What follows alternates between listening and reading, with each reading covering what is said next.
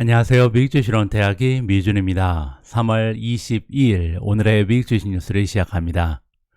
어제 방송에서 제가 최근 들어서는 거시적인 경제에 대한 뉴스만 잔뜩 보이고 우리가 투자하고 있는 종목에 대한 기업에 대한 뉴스가 좀 뜸해서 개인적으로는 아쉬움을 가지고 있다, 이런 말씀을 드렸잖아요. 그런데 제 얘기를 들었는지 오늘 보니까 시킹알파에서 여러 종목에 대한 다양한 뉴스를 전달해주고 있습니다. 자, 그래서 오늘은 조금 더 기쁜 마음으로 방송을 진행할 수 있을 것 같습니다. 자, 과연 우리가 투자하고 있는, 우리가 관심을 가지고 있는 기업들이 어떠한 발전의 모습, 성장의 모습을 보이고 있는지 오늘 뉴스를 통해서 확인해 보시도록 하겠습니다. 3월 22일 준비된 오늘의 미국 주식 뉴스 바로 시작합니다. 하지만 지금 현재 사실 미국 증시에 투자하고 있는 투자자들의 관심은요, 기업의 뉴스보다는 연준에 온통 쏠려 있는 상황입니다. 왜냐하면 오늘 수요일 날 FOMC 미팅이 마무리가 되고 드디어 연준에서 추가적인 금리 인상 상승분을 발표하는 날이거든요. 자, 이번 기사의 제목에서 굉장히 재미있게 표현을 해주고 있습니다. 페더럴 리저브, 지금 연준에서 딜레마에 빠져 있다. 어떠한 딜레마냐면요, to hike or not, 올리느냐 마느냐, 그것이 문제로다, 이렇게 얘기하고 있는데요. 사실 한 달 전만 해도 미국 연준이 다가오는 FOMC 미팅이 끝나면 50베이시스 포인트, 즉 0.5%포인트 정도 추가적으로 올릴 가능성이 굉장히 높다, 이렇게 판단을 하고 있었습니다. 자, 그런데 문제는 한 달 동안 상황이 많이 변했잖아요. 최근 미국의 금융권이 심하게 흔들리는 모습을 보이면서 0.25%포인트 올리는 것도 쉽지가 않다. 따라서 기준금리 동결까지도 지금 기대감이 높여지고 있는 상황입니다. 자, 이런 상황에서 최근에 시장의 전망은 어떻게 변화했는지 페드워치2를 이용을 해서 한번 확인을 해보도록 하겠습니다. 자, 지금 보이신 화면은 시장의 금리 인상에 대한 전망을 정리해주는 웹사이트 CMI 페드워치2입니다. 자, 이제 11시간 36분 정도가 지나면 FOMC 미팅이 끝나게 되고 연준의 기준금리 인상분이 발표가 될 텐데요. 자, 지금 가장 최근에 시장의 전망치를 한번 살펴보면요. 자, 지금 현재 시장에서는 11.4% 정도의 가능성을 가지고 기준금리가 동결될 것이다, 이렇게 예상을 하고 있고요. 지금 88.6%라는 굉장히 높은 확률을 가지고 25베이시스 포인트 추가적으로 올라갈 것이다, 이렇게 정리가 되고 있는 상황입니다. 따라서 시장에서 지금 0.25%포인트 올라간다고 해서 심하게 변동성을 보일 가능성은 없다. 하지만 만약에 의외로 연준에서 이번에 기준금리를 올리지 않거나 아니면 50베이시스 포인트 추가적으로 올린다면 시장의 변동성이 다시 한번 극대화될 수 있다, 이렇게 우리가 정리하는 것이 맞는 것 같습니다. 자, 과연 오늘 FOMC 미팅이 끝나고 나서 어떠한 소식이 전달될런지 많은 관심을 가지고 지켜볼 필요가 있을 것 같습니다. 바로 앞에서 우리가 직접 확인한 것처럼 지금 시장에서는요, 오늘 FOMC 미팅이 마무리가 된 이후에 기준금리가 추가적으로 25베이시스 포인트 올라갈 것이다 라는 전망이 88%, 거의 89%에 육박하고 있습니다. 자, 하지만 기준금리를 동결해야 된다는 목소리도 만만치 않은데요. 자, 이번 기사를 보시면 두 명이 등장을 합니다. 첫 번째는 헤지펀드를 운영하고 있는 빌 에크먼, 두 번째는 테슬라의 CEO 일론 머스크인데요. 자, 이 두 명이 굉장히 도부주다, 따라서 비둘기적인 발언을 하고 있다. 그 얘기는요, 기준금리를 동결해야 된다, 이렇게 주장한다는 거죠. 자, 그들의 얘기를 한번 들어보도록 하겠습니다. 자, 일단 빌 에크먼이 트윗을 통해서 화요일날 얘기하기를 미국의 연준에서는 멈춰야 된다, 금리의 상승을 멈춰야 되는 상황이라고 얘기합니다. 그 이유는 물론 지금 현재 금융권의 상황이 너무나 좋지 않기 때문이다 라고 설명을 하고 있고요. 자, 물론 인플레이션이 문제라고 얘기합니다. 그리고 연준 입장에서는 반드시 인플레이션이라는 문제를 해결을 해야겠죠. 하지만 빌 에크먼이 코칭을 해주고 있는데요. 자, 연준이 지금 할 수 있는 방법이 하나 있는데, 일단 기준금리 상승을 멈추고요. 그리고 시장에 굉장히 확실하게 얘기를 해야 된다. 어떻게 얘기를 해야 되냐면, 지금 기준금리를 멈추는 것은 일시적이다. 왜냐하면 현재 여러 가지 금융권의 이벤트가 발생하고 있기 때문에 이러한 영향에 대해서 정확하게 평가를 할 필요가 있다. 따라서 잠깐 기준금리의 상승을 멈출 뿐이다 라고 시장에 얘기하면 된다. 그렇게 되면 두 마리의 토끼를 다 잡을 수 있다, 이렇게 얘기를 해주고 있는 거죠. 자, 일론 머스크 같은 경우는 오히려 더 비둘기적인 그런 모습을 보이고 있습니다. 빌 에크먼의 트위터에 이제 답을 해준 것 같은데요. 자, 테슬라의 CEO인 일론 머스크가 얘기하기를 연준에서는 적어도 50베이시스 포인트 기준금리를 내려야 한다라고 얘기하고 있습니다. 역시 일론 머스크가 일론 머스크 했다, 이렇게 보면 되겠죠. 따라서 굉장히 좀 시장의 전망과는 다른 이야기를 과감하게 해줬습니다. 자, 과연 오늘 FOMC 미팅 끝나고 나서 연준 의장이 이 영향력 있는 두 명의 조언을 좀 받아들일지, 그래서 기준금리 상승을 멈추게 될지 우리 투자자 입장에서도 기대 반, 걱정 반의 마음을 가지고 기다려야 할 것 같습니다. 자, 지금부터는 기업에 대한 종목 뉴스를 전달해 드리도록 하겠습니다. 오늘 우리가 함께 읽어볼 첫 번째 기업 뉴스는요, 단연 테슬라입니다. 자, 왜냐면 어제 테슬라의 주가가 무려 7.8%나 급등을 했거든요. 자, 어떤 이유가 있었는지 이번 기사를 통해서 확인을 해보시죠. 테슬라의 주가가 화요일 날 8% 가까이 상승을 했습니다. 거기에는 두 가지의 커다란 이유가 있었고요. 자, 첫 번째는 무디스라는 국제 신용 평가 기관이 등장을 합니다. 자, 이번에 무디스에서 테슬라의 크레딧 레이팅을 한 단계 업그레이드 해줬다. 이 부분이 이제 첫 번째 뉴스고요. 자, 두 번째는 중국 쪽에서 판매에 대한 데이터가 전달이 됐는데 굉장히 좀 좋은 수치가 발표가 된 것 같습니다. 자, 일단 중국 쪽의 뉴스부터 한번 살펴보시죠. 자, 최근에 발표된 세일즈 데이터, 판매 실적이죠. 중국의 차이나 머천트 뱅크 인터내셔널이 있습니다. 뭐 중국 상업은행 정도가 되겠죠. 중국 상업은행에서 이번에 테슬라의 실적을 발표를 해줬습니다. 자, 그런데 1분기의 실적이요, 의외로 굉장히 강력한 모습을 보였다. 자, 4분기에 테슬라는 신기록을 세운 바가 있는데요. 판매 실적이 최고치를 찍었던 4분기에 비해서 약간 떨어졌을 뿐이다. 따라서 1분기에도 좋은 추세를 지켜놨다. 이렇게 우리가 이해를 해볼 수가 있는 거고요. 자, 이번 데이터는 의미가 있는 것이 지금 현재 투자자들이 많은 근심을 가지고 있었죠. 왜냐면 중국의 경제가 둔화되는 모습을 보이면서 수요가 많이 감소했다. 이러한 걱정거리가 있었기 때문입니다. 자, 거기에 더해서 2월 말에 테슬라는 상하이 공장을 잠시 문을 닫았습니다. 그 공정을 업그레이드한다, 시설을 업그레이드한다는 명목을 가지고 상하이 공장을 닫은 적이 있었거든요. 따라서 1분기의 실적에 대한 걱정이 굉장히 컸었는데 의외로 좋은 실적을 이번에 1분기에 발표하게 됐다. 이러한 전망이 대두가 되면서 테슬라의 주가가 반등하는 첫 번째 계기가 마련이 된 거고요. 자, 두 번째가 더 중요합니다. 자, 여기 나와 있는 것처럼 무디스라는 국제 신용평가 기관이 등장을 하는데요. 전 세계에는 3대 신용평가 기관이 있습니다. 가장 첫 번째로 누구나 알고 있는 S&P가 있고요. 두 번째가 무디스, 세 번째가 피치거든요. 자, 그런데 이번에 그 유명한 무디스에서 테슬라에 대한 전망을 굉장히 밝게 보고 있다라고 얘기하고 있는 거죠. 여러 가지 부분에서 다양한 좋은 평가를 받은 것 같습니다. 일단 첫 번째로 테슬라가 가지고 있는 부채가 많이 줄어들었다. 자, 그뿐만이 아니고요. 무디스는 테슬라의 비즈니스에 대해서도 굉장히 밝은 전망을 얘기해 줬는데요. 자, 테슬라는 남아있다는 얘기는 그 자리를 지키고 있다는 거죠. 어떤 자리냐면 전기차 분야에서 가장 앞서 나가는 제조 기업의 하나로서 그의 위상을 지키고 있다라고 긍정적인 전망을 안겨주고 있고요. 계속해서 그들이 가지고 있는 존재감을 넓혀나가고 있다라고 얘기합니다. 자, 그리고 가장 중요한 것은 수익성이 계속해서 향상하고 있고 굉장히 높은 수준을 유지하고 있죠. 따라서 이렇게 여러 가지 다양한 이유를 통해서요, 테슬라의 투자 등급을 Baa3로 한 단계 조정한다. 이렇게 발표를 한 겁니다. 자, 그 전까지는 정크 레이팅을 가지고 있었다. 여러분들 이제 정크 본드라는 얘기 많이 들어보셨죠? 위험성이 상당히 커다란 회사채를 얘기하거든요. 따라서 그 전까지 무디스는 테슬라의 투자 등급을 굉장히 좀 위험한 투자처다. 이렇게 평가를 하고 있었는데 이제 한 단계 상향 조정하면서 이제부터는 안전한 투자처 중에 하나다. 이렇게 등급을 상향 조정했다라고 이해가 가능합니다. 자, 이번에 무디스에서 테슬라의 크레딧 레이팅을 한 단계 상향 조정한 것은요, 굉장히 커다란 의미가 있습니다. 왜냐면요, 2022년 10월, 그러니까 작년 10월에 이미 S&P에서는요, 테슬라의 신용 등급을 한 단계 상향 조정한 적이 있거든요. 자, 그 의미는 뭐냐면 전 세계 3대 신용평가 기관 중에서 2개의 기관이 이제 테슬라를 우량 기업으로 인정했다. 이렇게 우리가 결론을 내볼 수가 있는 겁니다. 자, 이렇게 3대 신용평가 기관 중에 2개 이상이 우량 등급으로 이제 인정을 해주면요, 그런 기업을 우리가 보통 블루칩 기업이라고 부릅니다. 따라서 이제는 테슬라는 블루칩 기업이다. 이렇게 공식적으로 선언이 가능하다. 그런 의미에서 테슬라의 주가가 어제 7.8%나 급등했다. 이렇게 정리해 드리겠습니다. 자, 이렇게 테슬라가 우량 기업이다, 블루칩 기업이라는 사실은요, 사실 수치적으로 충분히 증명이 가능합니다. 자, 그래서 제가 대표적인 자동차 기업을 이렇게 좀 비교 분석을 해드릴 텐데요. 시킹알파에 가면 이제 피어즈라는 탭이 있거든요. 거기 들어가셔서 여러분들이 관심을 가지고 있는 종목, 그리고 그들의 경쟁 기업과 수치적 분석을 직접 진행해 보실 수가 있습니다. 자, 오늘 테슬라의 경쟁 기업으로 선정된 기업은 지금 토요타, 머세데이즈 벤츠, 스텔란티스, GM, 그리고 포드가 있는데요. 자, 이 기업들과 수치적 분석을 두 가지만 해보도록 하겠습니다. 자, 가장 먼저 아까 무디스에서 얘기한 것 중에 하나가 수익성이었잖아요. 수익률이 굉장히 좋은 모습을 보이고 있다. 자, 그로스 프로핏 마진, 총이익 마진을 보시면요. 테슬라는 무려 25.6%를 찍고 있습니다. 한때는 30%를 넘어갔는데 지금 현재 경기 둔화로 인해서 잠깐 주춤하는 모습을 보이고 있죠. 자, 하지만 그럼에도 불구하고 다른 기업들과 비교를 하면 월등히 좋은 수치라는 것을 우리가 직접 확인을 해볼 수가 있거든요. 자, 넷인컴 마진도 마찬가지죠. 순이익 마진이 지금 15.4%를 넘어가고 있는데 토요타 같은 경우는 6.8%, 멀세데이즈 벤츠가 9.6, 스텔란티스가 9.3, GM 같은 경우는 6.3%밖에 되지 않고요.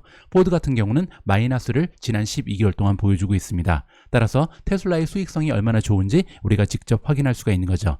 자, 그리고 하나가 더 있죠. 발란스 쉿입니다. 지금 현재 부채가 많이 줄어들었다. 그렇기 때문에 투자 등급이 상향 조정됐잖아요. 자, 여기 보시면 토탈 캐시, 각 기업이 가지고 있는 현금의 규모가 나옵니다. 물론 이제 토요타 같은 경우는 45.88 빌리언, 굉장히 많은 현금을 보유하고 있고요. 스텔란티스도 마찬가지로 52.66 빌리언, 굉장히 많은 현금을 보유하고 있습니다. 반면 테슬라 같은 경우는 22.19 빌리언에 불과하고요. 하지만 그 밑에를 보시면 토탈 뎃, 부채의 규모가 나오는데요. 테슬라 같은 경우는 부채의 규모가 5.75 빌리언에 불과합니다. 따라서 부채와 현금의 규모를 비교를 해보면 현금의 규모가 부채에 비해서 현저히 많다는 것을 우리가 직접 비교 분석할 수가 있는 거죠. 자, 반면 토요타 같은 경우는 토탈 캐시는 45.8이었는데 부채의 규모는 무려 216.81입니다. 멀세데이즈 벤츠도 마찬가지죠. 현금은 21.4, 부채는 119.7. 스텔란티스가 그나마 괜찮죠. 52.6, 그리고 부채는 29.09밖에 되지 않기 때문에 상대적으로 부채가 적은 기업입니다. 자, GM이 좀 문제죠. GM 같은 경우는 현금은 27, 그리고 부채는 115고요. 자, 포드도 마찬가지입니다. 32.18 빌리언이 현금의 규모고, 그리고 부채의 규모는 140이나 됩니다. 따라서 이런 것을 종합적으로 살펴봤을 때 테슬라가 정말 블루칩 기업의 자격이 있구나라는 것을 직접 우리가 수치적으로 볼 수가 있었습니다. 자, 이번 주에 굉장히 많은 투자자들의 관심을 받고 있는 기업 하나가 더 있습니다. 바로 엔비디아인데요. 자, 엔비디아는 연중 컨퍼런스를 진행하고 있는 중이거든요. 자, 엔비디아가 언베일했다, 공개를 했다는 거죠. 굉장히 여러 가지 새로운 상품들, 그리고 파트너십도 공개를 했고요. 자, 이벤트의 이름이 나옵니다. GTC 2023 디벨로퍼 컨퍼런스. 디벨로퍼 컨퍼런스니까 개발자를 위한 컨퍼런스다. 이렇게 보시면 되고요. GTC라는 것은요, GPU 테크놀로지 컨퍼런스의 약자입니다. 따라서 GPU를 중심으로 한 인공지능의 미래를 우리가 살펴볼 수 있는 굉장히 흥미로운 그런 컨퍼런스다. 이렇게 보시면 되겠죠. 자, 이번 컨퍼런스는요, 20일부터 23일이니까 무려 4일간 지속이 되고 있는데 이번 컨퍼런스를 통해서 퀀텀 컴퓨팅 플랫폼, 즉 양자 컴퓨터 플랫폼도 공개를 했다. 이렇게 우리가 살펴볼 수가 있습니다. 자, 굉장히 재미있는 얘기를 했는데요. 젠슨 황이 아이폰 모먼트, AI가 드디어 아이폰 모먼트에 도착을 했다. 아이폰 모먼트라는 것은요, 핸드폰이, 즉 전화기가 드디어 컴퓨터로 바뀌는 그런 순간을 얘기하죠. 따라서 모바일 혁명이 시작되는 그런 순간을 아이폰 모먼트라고 우리가 정의할 수 있는데, 인공지능에도 이러한 순간이 발생을 했다. 앞으로 누구나 인공지능을 사용하는 그런 시대가 도래할 것이다. 이렇게 젠순왕이 얘기를 하는 겁니다. 그리고 그 중심에는 당연히 엔비디아가 위치해 있겠죠. 자, 젠순왕은 이번에 공개를 했다. 새로운 퀀텀 플랫폼, 이게 양자 컴퓨터죠. 자, 이번에 공개되는 퀀텀 플랫폼을 가지고요, 많은 연구자들이, 개발자들이 드디어 양자 컴퓨터를 이용해서 일을 할 수 있는 그런 시대가 밝아왔다. 이렇게 지금 설명을 해주고 있는 거고요. 자, 그리고 추가적으로 미스터 황과 엔비디아는 이번에 다양한 파트너십도 공개를 했다라고 합니다. 굵직굵직한 파트너십이 많이 발견이 되는데요. 이런 파트너십은 모두 인공지능에 관련된 그런 파트너십이다. 이렇게 우리가 살펴볼 수가 있고요. 자, 대표적인 파트너십을 보시면 메드트로닉, 굉장히 유명한 커다란 대형 헬스 기업이죠. 자, 메드트로닉, 그리고 또한 AT&T, 미국의 대표적인 통신 기업이죠. 이런 기업들과 파트너십을 결성했다라고 좋은 소식을 전달해 왔고요.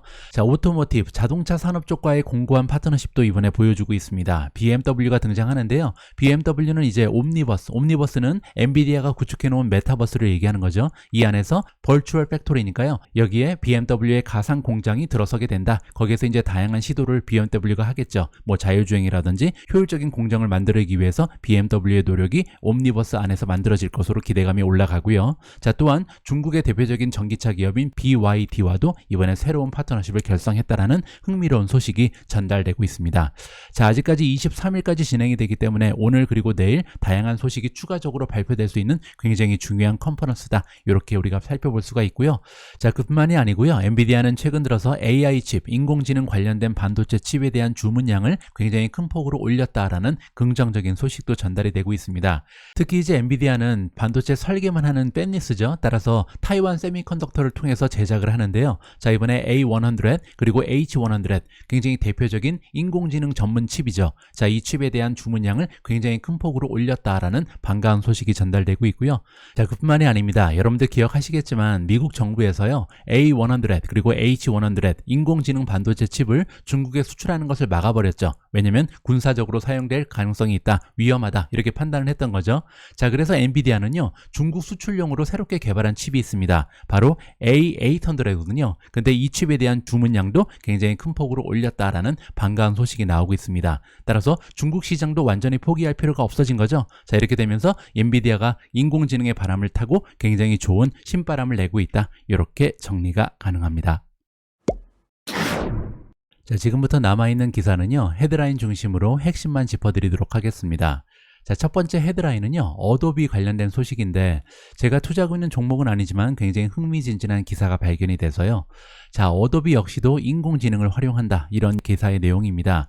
자, 이번에 어도비에서 새로운 AI 서비스를 개시를 하는데요. 그 이름은 어도비 파이어플라이입니다. 자, 그리고 어도비 파이어플라이는요, 여기 나와 있는 것처럼 제너러티브 AI 모델이다. 따라서 챗GPT처럼 생성용 AI다, 이렇게 보시면 됩니다. 자, 그리고 이 AI를 이용을 해서 새로운 이미지를 만들어내거나 텍스트 에펙트, 텍스트 효과도 만들어낼 수가 있다, 이렇게 설명이 되고 있고요.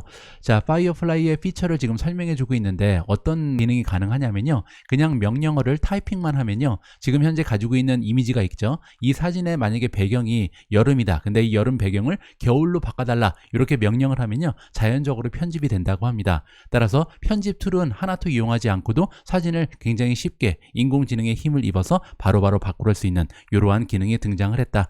따라서 저같이 이제 편집 같은 거 굉장히 어렵게 생각하는 사람은 앞으로 어도비의 툴을 이용을 해서 인공지능의 도움을 받아서 쉽게 영상이나 사진을 편집할 수 있는 그런 시대가 밝아오고 있는 것 같습니다. 한 사람의 크리에이터 입장에서는요, 굉장히 반가운 소식이다 라고 말씀드릴 수 있을 것 같고요. 또 투자자 입장에서도 어도비라는 기업에 관심을 한번 가져봐야겠다라는 계기가 될 것 같습니다. 자, 다음 헤드라인은 인공지능 그러면 빼놓을 수 없는 마이크로소프트인데요. 자, 마이크로소프트가 앱스토어에도 관심을 보이고 있다라는 뉴스입니다. 굉장히 흥미롭죠? 지금 현재 앱스토어는요, 사실 애플 그리고 안드로이드, 구글 이렇게 두 개의 기업이 독점을 하고 있잖아요. 자, 그런데 이런 소식이 들리게 된 계기가 있었습니다. 자, 지난 월요일 날 마이크로소프트에서 게임 디비전을 담당하고 있는 필 스펜서가 나오는데요. 자, 이 사장님께서 파이낸셜 타임즈와 인터뷰를 한 내용인 것 같습니다. 자, 이번 인터뷰에서 마이크로소프트는 지금 연구를 하고 있다, 살펴보고 있다, 마이크로소프트 앱스토어를 만들어내는 것이 어느 정도 피지빌리티가 있는지, 수익성이 만들어질런지 여기에 대해서 고민을 하고 있다, 이렇게 밝혔다고 합니다. 자, 이번 기사의 내용은 뭐냐면요, 마이크로소프트가 만약에 앱스토어를 만든다 해도 애플에는 많은 영향이 없을 것이다. 애플 앱스토어의 레비뉴 중에 한 3% 정도를 뺏길 뿐이다. 그리고 전체 매출에서는 한 1% 정도 감소를 할 것이다. 따라서 마이크로소프트가 만약에 다가오는 미래에 앱스토어를 만들어내더라도 그렇게 커다란 위협은 아니다, 이러한 내용의 기사였다, 이렇게 설명을 드릴 수가 있겠습니다. 자, 다음 헤드라인에는 최근 들어서 커다란 딜레마에 빠져있는 기업 구글이 등장을 합니다. 구글의 주가 역시 어제 추세가 괜찮았습니다. 거의 4% 가까이 급등을 했습니다. 뉴스 하나가 발표가 됐거든요. 구글이 이번에 출시를 했다, AI 챗봇인 바드를 드디어 퍼블릭에 공개한다라는 뉴스가 보도됐습니다. 커다란 뉴스죠. 그럼에도 불구하고 생각보다 많은 뉴스에서 지금 다루지는 않고 있습니다. 그만큼 이제 구글이 마이크로소프트에 비해서 좀 찬밥이 된 그런 상황인데요. 자, 이번에 바드를 공개하면서 물론 모든 퍼블릭의 공개를 ECA 한 건 아니고요, 리미티드 넘버니까 아주 소수한테만 공개를 했다, 이렇게 보시면 될 것 같습니다. 미국 그리고 UK 쪽에 웨이트 리스트가 만들어져 있었습니다. 신청한 사람들이 이제 리스트가 있었는데 거기에서 초청된 사람만 일단 한시적으로 사용할 수 있다라고 보면 될 것 같고요. 조만간 이제 많은 나라에 확장이 될 것이다, 이렇게 발표가 됐습니다. 저는 개인적으로 구글이 조금 위험해 보입니다. 왜냐하면 구글이 가지고 있는 매출 광고에서 오잖아요. 자, 그런데 앞으로 인공지능 챗봇이 활성화된다면 과연 이러한 광고 매출을 지켜낼 수 있을까, 굉장히 어려워 보입니다. 따라서 인공지능에서 가장 앞서 나가는 기업이 구글인데도 불구하고 그동안 인공지능의 모델을 발표하지 못했던 이유가 바로 이런 딜레마 때문이거든요.